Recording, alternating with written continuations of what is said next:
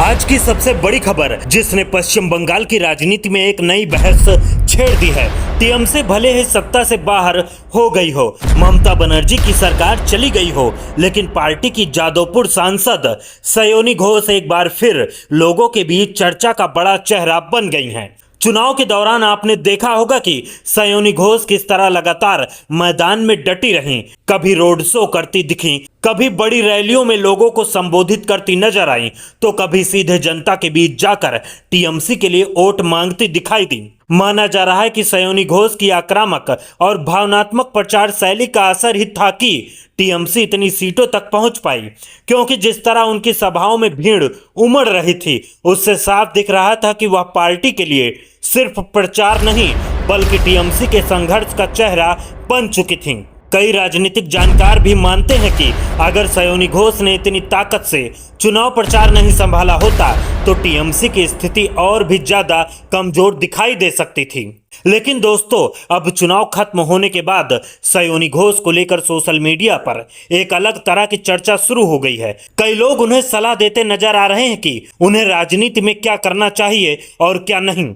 इतना ही नहीं, उनकी पुरानी तस्वीरों और फिल्मों को लेकर भी सोशल मीडिया पर तरह तरह की बातें लिखी जा रही हैं। खासतौर पर उनकी फिल्म चरित्रहीन को लेकर कई आपत्तिजनक टिप्पणियां की जा रही हैं और कहा जा रहा है कि अब सयोनी घोष फिर से अपने पुराने प्रोफेशन की तरफ लौट सकती हैं। कुछ लोगों ने तो बेहद अमर्यादित पोस्ट भी शेयर किए, लेकिन सबसे बड़ी बात यह रही कि सयोनी घोष ने इन तमाम टिप्पणियों पर कोई गुस्सा नहीं दिखाया, कोई बयान नहीं दिया और न ही किसी के खिलाफ सार्वजनिक प्रतिक्रिया दी। उन्होंने पूरी तरह संयम बनाए रखा और चुप रहकर यह दिखाया कि राजनीतिक जीवन में आलोचनाओं को किस तरह संभाला जाता है।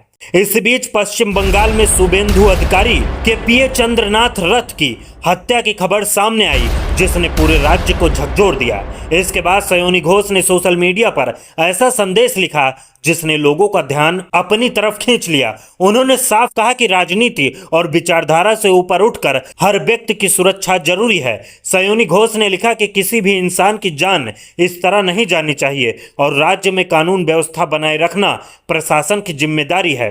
उन्होंने पुलिस से सख्त कार्रवाई की मांग की और कहा कि पिछले कुछ दिनों में जो हिंसा हो रही है उस पर तुरंत रोक लगनी चाहिए। सबसे बड़ी बात यह रही कि इस समय सयोनी घोष विपक्ष में हैं, उनकी सरकार नहीं है, फिर भी उन्होंने राजनीतिक आरोप लगाने की बजाय कानून व्यवस्था और इंसानियत की बात की। यही वजह है कि बहुत से लोग अब सयोनी घोष को एक परिपक्व और संवेदनशील नेता के तौर पर देखने लगे हैं।